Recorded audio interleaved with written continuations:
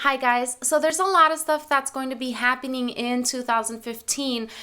First of all, Jupiter is still exalted in the sign of Cancer, and Jupiter will be there until July 13th. Saturn is now in the sign of Scorpio, and Saturn will be there all year. There are going to be two total eclipses. There's going to be a total solar eclipse on March 20th, and there's going to be a total lunar eclipse on April 4th. And then dates that Jupiter and Venus are going to be combust are August 15th, Venus is going to be combust, and on August 26th, Jupiter is going to be combust.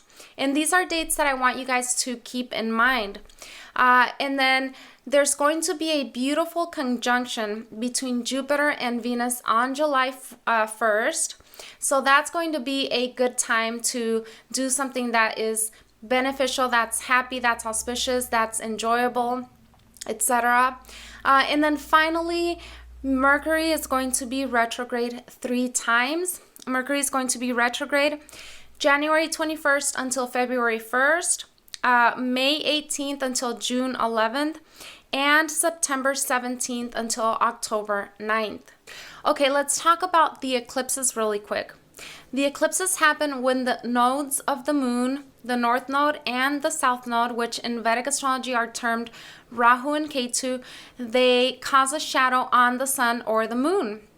So the sun and the moon represent our mind and our soul. So what ends up happening is there's a shadow that covers our soul, it covers our mind. There's a shadow of a doubt, there's confusion, there's uncertainty during these times. We don't see things clearly. We don't really see where we're going. Things are like kind of, dawn and dusk. Things are shady. Things are shadowy. Things are smoky. So during these times, during an eclipse, we want to avoid anything auspicious, especially on the day of the eclipse. And if you can help it, don't go outside that day, but most importantly, do not look at the eclipse. Following an eclipse, pay attention to the nakshatra that the eclipse takes place. This year, the solar eclipse is going to take place in the nakshatra of Hasta, and the lunar eclipse is going to take place in the nakshatra of Uttara Bhadrapada. So what you guys want to do is remember these nakshatras, and following 3 to 6 months after the eclipse, do not do anything important. Do not get married. Do not purchase a house. Do not sign a large contract, etc. Do not do anything that's very important when a planet is transiting these two nakshatras. Now, eclipses usually do not affect everyone equally. Most people will not have a planet in the nakshatra that the eclipse takes place, but some of us do have planets in those nakshatras. So check your natal chart, check your Vedic astrology birth chart, and see if you have any natal planets in the nakshatra of Hasta, which happens in the sign of Virgo. This is between 10 degrees and 23 degrees 20 minutes of Virgo. And check to see if you have a planet in the nakshatra of Uttara Bhadrapada. And this one takes place in the sign of Pisces between 3 degrees 20 minutes of Pisces to 16 degrees 40 minutes of Pisces. So if you guys have any planets in Pisces or Virgo, then the significations of those planets or whatever houses they rule or whatever natural qualities that these planets signify may tend to get affected by the eclipse, but the effect will be more pronounced if your planet happens to fall in one of these nakshatras. Okay, so the other 2 dates for you guys to keep in mind are the dates that Venus and Jupiter are combust. These 2 planets are the most beneficial planets in astrology.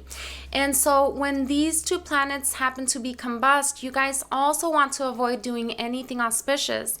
Getting married, purchasing a house, selling a house, signing a contract, going on an interview, or just anything that's very important that signifies something that's long term. You guys don't want to do it during these the combustion of any of these two planets. So with that being said, again, Venus is going to be combust on August 15th, avoiding anything about a week or two prior to that date, a week or two after the date, and then Jupiter is going to be combust on August 26th. Finally, keep in mind the dates that Mercury is retrograde, because these are dates that you guys don't want to make any large purchases. Mercury represents communication, it represents the intellect, discrimination, the ability to judge correctly, the ability to analyze. And when Mercury goes retrograde, things tend to get a little bit fuzzy. We do not analyze things correctly. We analyze things in a backward way. We don't judge correctly. We don't see the flaws in things. We're not able to discriminate very well between right and wrong, or between good or bad. And so if you guys, don't go on a shopping spree, don't sign any contracts, don't make a large purchase, do not buy a house, do not get a car during a retrograde Mercury. Because what will end up happening is you guys might regret it down the road. Then once Mercury goes direct, then you guys will see the flaws in your purchase. You guys will want to return it. Sometimes you can return it, sometimes you can't. So just keep that in mind, and keep those dates in mind. The dates that Mercury is retrograde, do not do anything that's highly auspicious. The first half of the year, Jupiter is exalted in the sign of Cancer in your 12th house. The 12th house has to do with foreign things, foreign countries, traveling to faraway distant places, or in general, conducting business, conducting foreign affairs. So this is the theme that will continue happening until the 13th of July, when Jupiter leaves the sign of Cancer.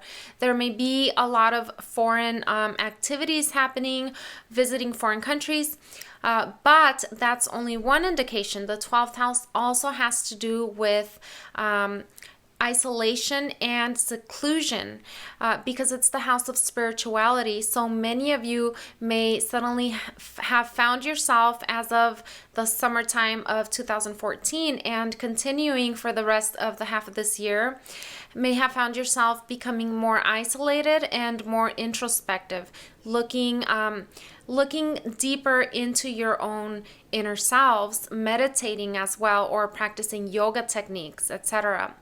Your dream life may have also improved during this time, and this is going to be the theme for the next 6 months as well. Your dream life is going to be very active. I would recommend having a dream journal and recording everything that you dream, because these dreams are going to bring you a lot of information. A deeper sense of satisfaction in the bedroom is also seen with this placement of Jupiter in your 12th house. He's activating that area of your life, which is very personal, very deep, very intimate. And this also brings a higher sense of psychic ability and becoming more in tune with the inner forces of life, with the invisible forces of life, or with other dimensions. So this is a very good auspicious energy that Jupiter is bringing in. This is a time for you to seek other worlds, seek other dimensions, hidden dimensions, the astral world, etc. This is a very good time for that. Jupiter will be aspecting the 8th house, the sign of Pisces, the first half of the year. And the 8th house has to do with other people's money, with joint finances, with inheritance, sudden windfalls, sudden gains. So a lot of these things are seen for many of you, and so some of you might receive sudden income, sudden wealth that you were not expecting. There may also be some sudden events that take place that cause a transformation of identity, or a transformation on the material level. Many of you may also become aware of hidden information, hidden knowledge. You guys may become aware of secrets that were previously kept hidden, and then suddenly they're coming to the light, or suddenly you are becoming aware of them. Not necessarily everybody else, but you are privy to this kind of deep hidden knowledge, hidden information. The 8th house also has to do with the occult knowledge. So That's another thing that you guys may suddenly find yourself doing research or seeking deeper into the mysteries of life and gathering hidden knowledge and hidden information in that way as well. Both Saturn and Jupiter will be aspecting the sign of Scorpio. Saturn is currently transiting that sign, and Jupiter is aspecting that sign from its position in Cancer. The fourth house has to do with the home. So there may be a changes happening in regards to your home, in regards to your home environment, or in regards to your family as well. People moving away, people moving into your house, etc. There may also be home improvement. Many of you might be thinking of purchasing a new house, and the first half of the year is a good time to do that. Others may be planning on selling your house or moving into a new apartment as well. Or you guys may also be thinking about getting a new car, because the fourth house also has to do with conveyances. Jupiter and Saturn are also aspecting the sign of Capricorn, which is your sixth house, the first half of the year. And so one of the things that many of you might begin focusing on or might continue focusing on is health and healing methodologies, your diet, improving your health in general. And the focus will also be on debts during this time. Some of you might actually acquire more debt. So I would be very aware of that and very conscious about that, about applying for new credit cards, etc. Because your sixth house of debts and loans and credit cards and obtaining credit is going to be active for this year. Now, others will probably be focusing on paying off your debts. Jupiter will be moving into your sign, the sign of Leo, on July 13th, the second half of the year. So for the second half of the year, Jupiter will suddenly bring wealth into your life, prosperity into your life, happiness. There will be greater affluence. There will be good luck coming into your life, but there will also be some sudden changes because Jupiter rules the eighth house. However, these changes may be in a positive way, like suddenly there may be a change of identity, a transformation of your personal self, a renewal of your personal self. Since Jupiter rules your fifth house and Jupiter will be transiting your first house, some of you might have the desire to have children the second half of the year. Jupiter will be aspecting your seventh house from this position, and Jupiter rules the fifth house. So the fifth house has to do with love and romance and infatuation, and the seventh house has to do with relationships. So for those of you who are currently single, the second half of the year brings the opportunity to meet someone special, to enter into a committed relationship. For others who are already in a relationship, the second half of the year might actually bring a marriage to some of you.